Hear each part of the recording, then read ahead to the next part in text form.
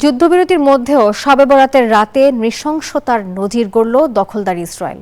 ইহুদিবাদীদের হামলায় প্রাণ গেছে ৩ শিশুসহ অন্তত ২১ জন ফিলিস্তিনির। আর এর মধ্যেই রাফা ক্রসিংয়েও ফিলিস্তিনিদের সঙ্গে দুর্ব্যবহারের অভিযোগও পাওয়া গেছে ইসরায়েলি বাহিনীর বিরুদ্ধে। সংকট নিরসনে যুদ্ধবিরতির মধ্যস্থতাকারী দেশগুলোকে পদক্ষেপ নেওয়ার আহ্বান জানিয়েছে হামাস।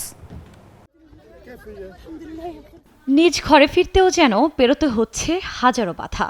রাফা ক্রসিংয়ে ইসরায়েলি বাহিনীর হাতে দুর্ব্যবহারের কথা কান্নাজড়িত কণ্ঠে জানালেন মধ্যবয়সী ফিলিস্তিনি হুদা আবু আবেদ। আমাকে ধরে নিয়ে গেল, চোখ বেঁধে দিল, হাত বেঁধে দিল, ভেতরে নিয়ে গেল, তারা আমাদের কোথাও নিয়ে গেল। এটি ছিল ভয়াবহ অপমান এবং নিপীড়নের একটি যাত্রা। ওদের স্বপ্ন পূরণে পাশে থাকতে পেরে আমরা গর্বিত। গণমাধ্যমের তথ্য বলছে ২ ফেব্রুয়ারি থেকে রাফা ক্রসিং খুলে দিলেও নানা রকম বিধিনিষেধ আরোপ করে রেখেছে দখলদাররা। তার মধ্যে দুর্ব্যবহার আর নানাভাবে অপমানিত করার অভিযোগও রয়েছে। এমনকি বুধবার ক্রসিংয়ে রোগীদের দীর্ঘ লাইন দেখা গেলেও সীমান্ত পেরোতে দেয়া হয়নি। ইসরায়েলের এমন কর্মকাণ্ডের নিন্দা জানিয়েছে হামাস। যুদ্ধবিরতিতে মধ্যস্থতাকারী দেশগুলোকে পদক্ষেপ নেওয়ার আহ্বানও জানিয়েছে তারা।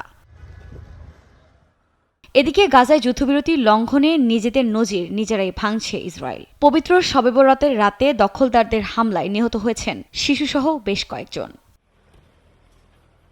এদিকে ট্রাম্পের শান্তি পর্ষদে ফিলিস্তিনি কর্তৃপক্ষের কোনো ভূমিকা থাকবে না। যুক্তরাষ্ট্রের মধ্যপ্রাচ্য বিষয়ক দূত স্টিভ উইটকফের সঙ্গে বৈঠকে এই অবস্থান পুনরায় স্পষ্ট করেন ইসরায়েলের প্রধানমন্ত্রী বেনিয়ামিন নেতানিয়াহু। একই সঙ্গে ইসরায়েল ঘোষিত যুদ্ধের লক্ষ্য সম্পূর্ণ বাস্তবায়নের ওপর জোর দেন তিনি।